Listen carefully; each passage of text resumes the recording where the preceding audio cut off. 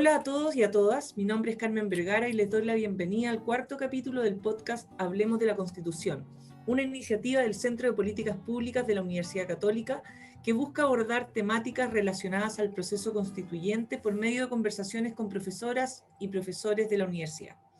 El domingo recién pasado se dio inicio a la Convención Constitucional y aquí queremos seguir tocando aquellas temáticas que van a ser relevantes durante todo este proceso. Hemos hablado de paridad, de redes sociales, de reglamento, y el día de hoy profundizaremos en cómo pueden los constituyentes incorporar a los ciudadanos y ciudadanas en la elaboración de la Carta Magna. Es por esto que nos acompaña hoy Marisol Peña, académica de Derecho de la Universidad Católica, abogada constitucionalista y autora del documento Mecanismos de Participación Ciudadana en la Convención Constitucional. Muy buenas tardes, Marisol. Gracias por estar aquí. Muy buenas tardes, Carmen. Gracias a todos por acompañarnos en este podcast.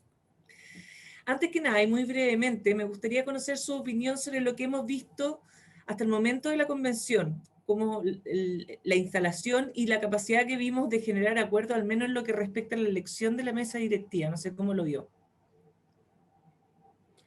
Bien, es evidente que la instalación de la Convención Constitucional no estuvo rodeada de dificultades, pero finalmente imperó, y eso es lo importante, el espíritu democrático y republicano, liderado por una funcionaria de carrera como es la secretaria relatora del Tricel, que finalmente a todos nos dejó con la esperanza, ¿verdad?, de que si este espíritu se mantenía, el espíritu que ella infundió lograba traspasarse a la convención, podíamos tener un desarrollo y un desempeño feliz del cometido que le fue conferido a la Convención por la Ciudadanía.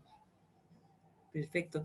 Bueno, y entrando en el texto sobre el cual estamos hablando y el que nos presenta, usted hace una revisión del concepto de democracia participativa y de formas de participación en otros procesos constituyentes. ¿Qué conclusión sale de ese análisis? Y en esta experiencia comparada, ¿hay algún país que vamos a mirar con especial atención respecto de participación ciudadana? Bueno, lo primero es un diagnóstico, ¿verdad? Porque las instituciones de alguna manera y los cambios democráticos siempre obedecen a algún hecho gatillante. Y en este caso, la literatura está bastante conteste en que los procesos constituyentes de última generación en América Latina han tenido que ver con un desprestigio de las élites tradicionales, unido además a un modelo económico que esas élites encarnarían y que desde el punto de vista de las necesidades, de las inquietudes ciudadanas, requieren ser modificados. A partir de ello se instala entonces la necesidad de repensar la democracia representativa en su expresión tradicional. Vale decir que concurramos a las urnas periódicamente a elegir personas que van a gestionar nuestros negocios, nuestros asuntos como si fueran propios. Y se instala más bien la necesidad permanente, ya no solo mediante la expresión esporádica del sufragio, de que las personas puedan participar, ingerir más directa, activa y permanentemente en los asuntos que les conciernen. Y en cuanto a modelos a mirar, yo citaría aquí dos que por lo demás están referidos en el trabajo. En primer lugar, Colombia, que adoptó el modelo de democracia participativa como complementario de la democracia representativa y que naturalmente ha sido un ideal que ha funcionado no sin traspiés, pero que sigue estando muy vigente en la sociedad colombiana. Y el segundo modelo, Carmen, diría yo, es el modelo ecuatoriano, que incluso llevó a incluir en la Constitución del 2008 un título especial que se llama la función de participación ciudadana, que viene a equipararse a las funciones clásicas ejecutiva, legislativa y judicial dentro del Estado. Perfecto. Y respecto al documento, usted nos presenta 5 propuestas bien concretas para fomentar esta participación. ¿Podría explicarnos brevemente estos mecanismos y cómo aportan a poder incluir a la población en este proceso? Bien, hay en primer lugar un mecanismo que creo ya quedó desfasado en Chile por la realidad, que estaba inspirado en el modelo del proceso constituyente de Islandia y que tenía que ver con la convocatoria por sorteo a un determinado número de ciudadanos de aquellos que componen el padrón electoral. Fueron 1.000 ciudadanos los convocados antes de que se instalara a funcionar el Consejo Constitucional, nada más que para definir cuáles eran los grandes temas que debían figurar en la Constitución. aquello fue muy valorado porque se dijo, bueno, aquí tenemos una expresión desde la ciudadanía de lo que es la identidad de la comunidad de Islandia. Lamentablemente eso ya no ocurrió, estamos con la Convención Constitucional instalada, con sus miembros debidamente investidos, y entonces tienen importancia los otros mecanismos. Y el segundo mecanismo que yo propongo dentro de lo que es el análisis del derecho comparado son mecanismos de audiencias públicas, donde sectores de la sociedad civil puedan concurrir a la Convención Constitucional, tanto en Santiago como en regiones, porque esto supone que la Convención de alguna manera puede trasladarse también a las regiones del país para interactuar más directamente con sus comunidades.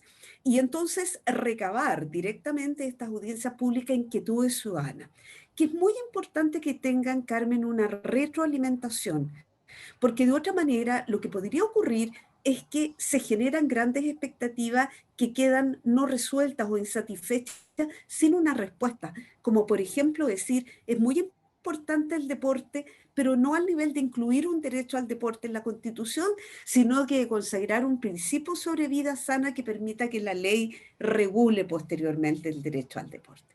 Luego, audiencias públicas que a mi juicio deben ser manejadas, administradas por la Secretaría Técnica de la Convención Constitucional para que no haya posibilidad de que grupos de convencionales propongan o lleven a la convención a aquellos que les sean más afines, esto es que sea un proceso lo más objetivo posible, y también por último diría yo considerar la posibilidad durante este proceso que la ciudadanía pueda hacer llegar propuestas y sea informada respecto al trabajo de la convención a través de medios de comunicación, canales de televisión eventualmente como el de la Cámara de Diputados o redes sociales. La idea es, tomando un poco el ejemplo de México, donde se creó un dominio.org, que las personas pudieran casi ir siguiendo el texto de la propuesta de constitución y no nos encontráramos de frentón en el plebiscito de salida con un texto que no conocemos sobre el cual vamos a tener que pronunciarnos por su aprobación o rechazo. Perfecto, clarísimo. En concreto, la propuesta número 3 habla de transmitir los debates del Pleno a menos que exista reserva por alguna de las causas establecidas en el artículo 8 de la Constitución. ¿Cuáles son esos temas que no podrían ser transmitidos?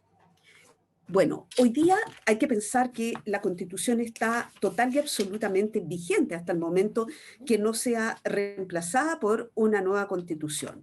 Y sucede que, conforme al actual texto de la Constitución en general, son públicas las actuaciones de los órganos del Estado, salvo que una ley de quórum calificado puede establecer la reserva o secreto cuando la publicidad afectare, por ejemplo, los derechos de las personas, la seguridad de la nación o el interés nacional. Por lo tanto, a mí me parece que la regla general del trabajo de la convención debe ser la publicidad.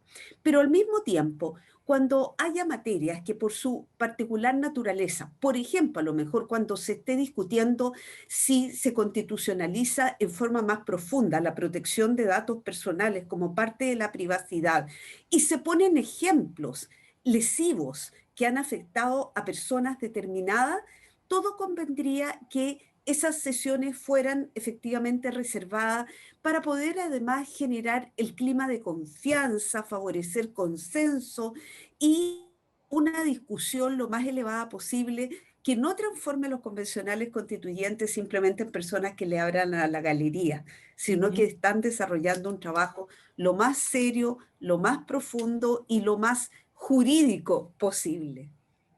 Perfecto. Voy a volver sobre un tema que ya mencionó, pero justamente este documento nosotros lo presentamos en un seminario que organizamos en el Centro de Políticas Públicas, y un tema que salió recurrentemente fue la importancia de esta incidencia y que exista este feedback para quienes quieren aportar. ¿Por qué es relevante esa retroalimentación y cuáles podrían ser esos mecanismos?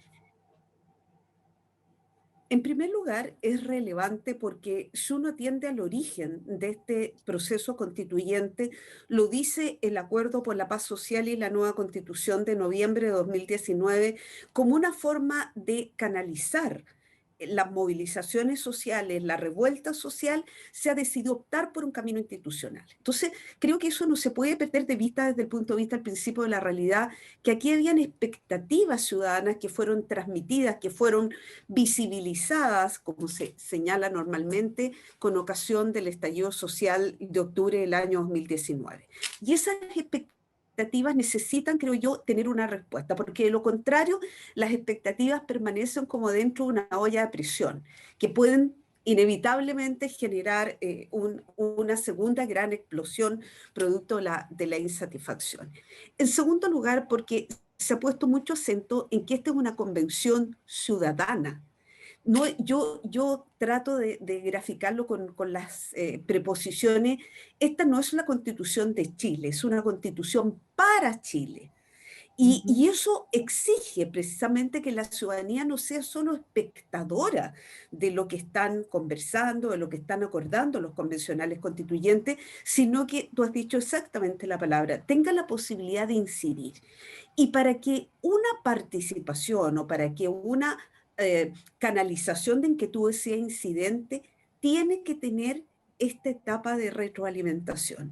Porque de lo contrario, la gente que se esfuerce en llevar propuestas a la Convención Constitucional tiene todo el derecho a sentirse burlada, porque ha hecho un esfuerzo significativo por llevar propuestas articuladas, ideas que sean suficientemente potentes y al final nunca se les dijo siquiera por qué fueron consideradas.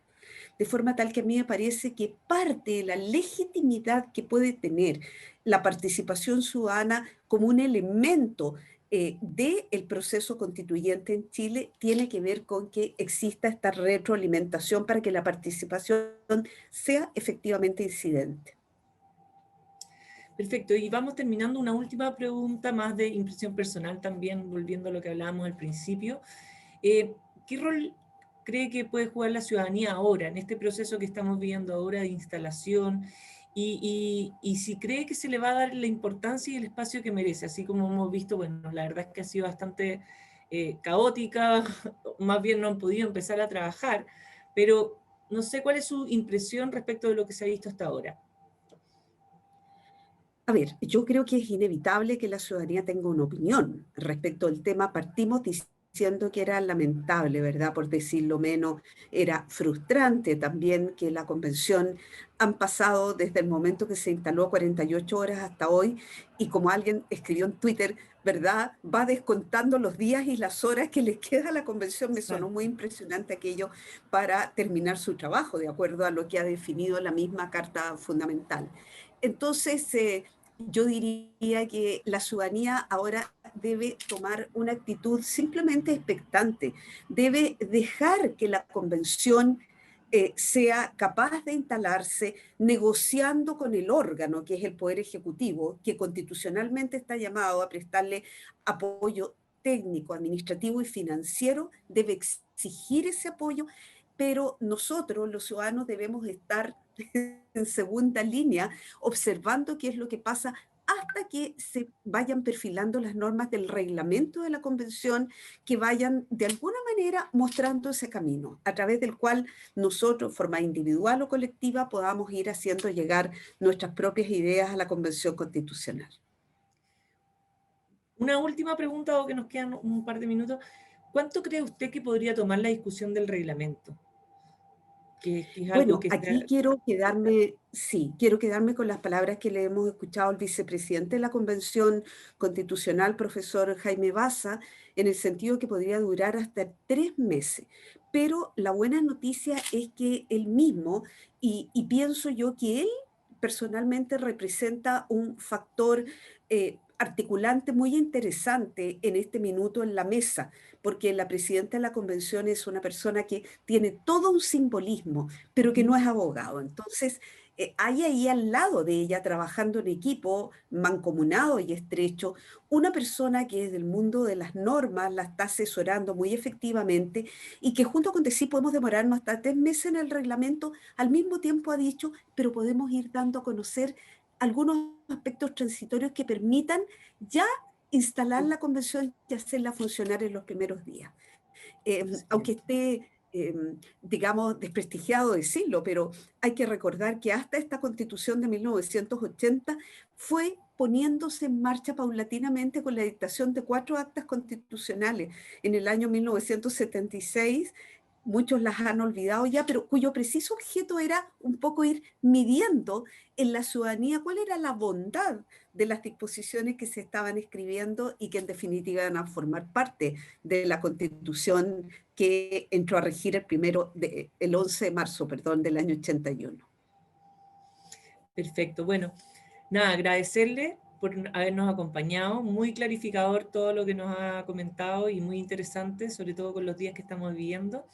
Y para todos quienes estén interesados pueden leer el documento Mecanismos de Participación Ciudadana en la Convención Constitucional en nuestro sitio web www.politicaspublicas.uc.cl. Y los dejamos invitados a seguir escuchándonos en Hablemos de la Constitución. Muchas gracias, Marisol, y nos vemos pronto. Gracias, Carmen. Buenas tardes a todos.